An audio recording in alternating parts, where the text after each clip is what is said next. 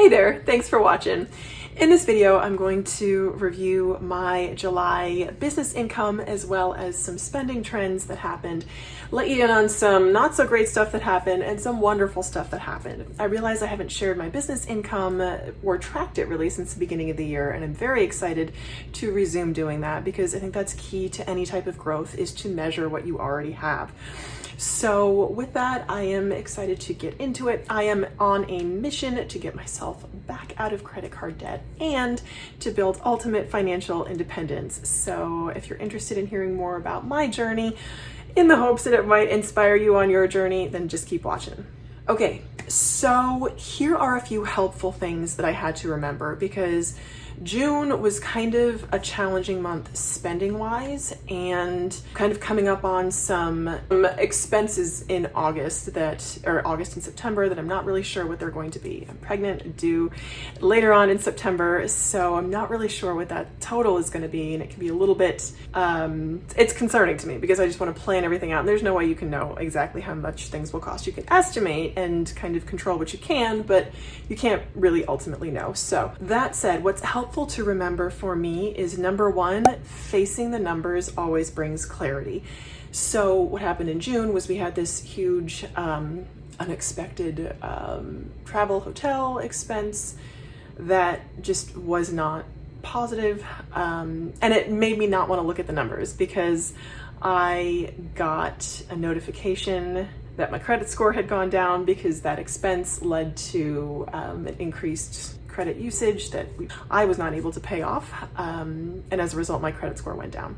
So that was hugely demoralizing, and I think I got that around the middle of July, and it just kind of led me to, it wasn't the best news. So I don't want to say that it led me to tank, but it wasn't very encouraging news. So I had to remember and remind myself that facing the numbers always brings clarity, because there were definitely some days when I didn't want to open up my bank balance and look at that because it was just demoralizing to me. I didn't want to look at the numbers on my credit statement on my credit cards because I didn't want to look at it. That is the start of decline. So I forced myself to go in and look. And when I actually did look and kind of run some numbers, it wasn't as bad as I thought.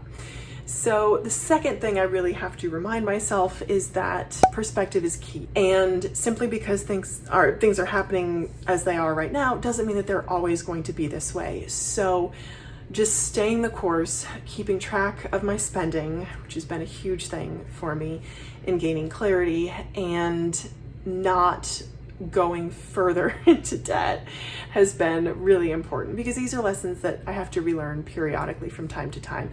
The hope is that it takes me less time now because I've already learned them, that I have that foundation to kind of come back to, because when I was first in debt, right after graduating, I had something like $17,000 in consumer loan debt, which was on a credit card and on a car, and I'm nowhere near there, which is good.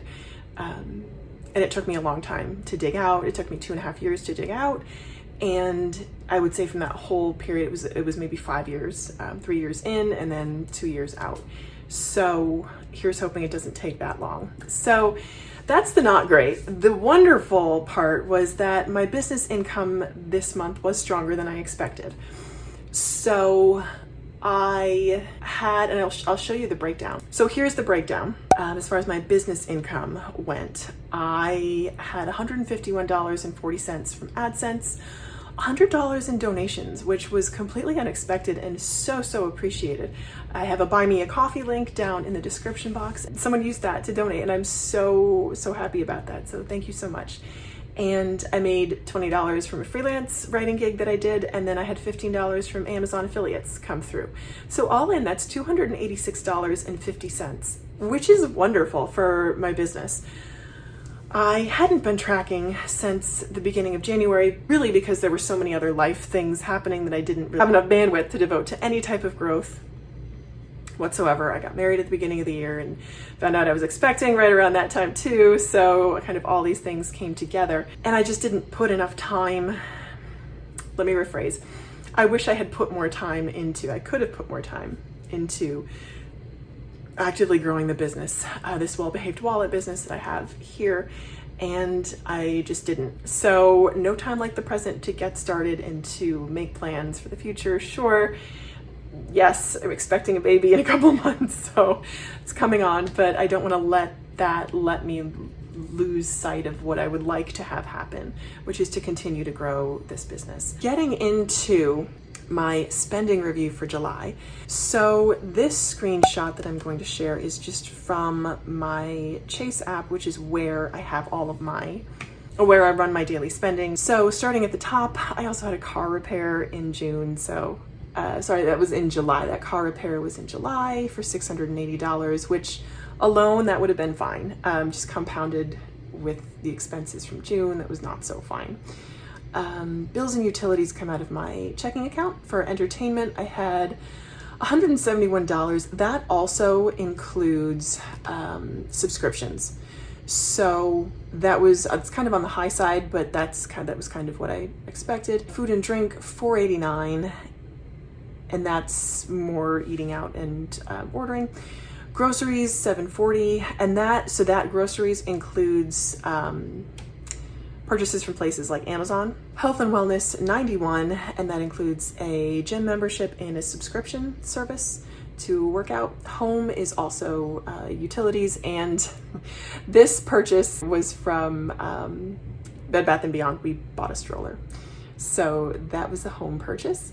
The personal $30 was for a yoga class. The professional services was for a hypnobirthing course that I purchased in July. The shopping for $16.33, that includes Amazon, and part of that should certainly go toward groceries and home. That includes anything I get for the home. It also included a number of baby care items that I kind of planned out in advance. So that is the total of my spending. And sure, I see the entertainment cost and I'm like, that's a little bit high. Could I do anything with that?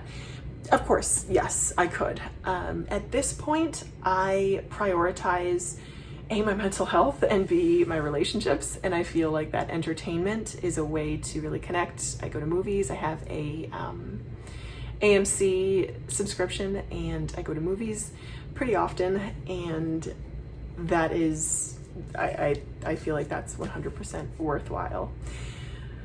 At this point, it may change in the future. I may decide that there are other ways to connect. Sure, there are ways you can do it for free. At this point, this is kind of something that works for my life right now. So that is the spending that I have for July. Plan for August is going to be pretty similar. I don't tend to switch up my budget all that much. Really the two categories that I have the most leverage over are food and drink and groceries, certainly. However, this month I'm actually going to be trying to spend a little bit more in the area of groceries to try to stock up. We do live in a very compact living space at the moment, so I can't do too much as far as buying additional goes, but I'd rather have ready-to-use convenience food on hand here than have to order out when the baby gets here in September. So this month is really going to be preparing for September, whatever that'll bring. So that's what I got for you. All right, I hope this has been helpful on your journey. I hope that this has kind of made you feel like you are less alone in the financial world. I'm really aiming to destigmatize talking about finances and making financial health and literacy more a part of our everyday conversation. So thank you so much for watching, and if you have any questions, let me know, and also I hope you keep watching. Bye.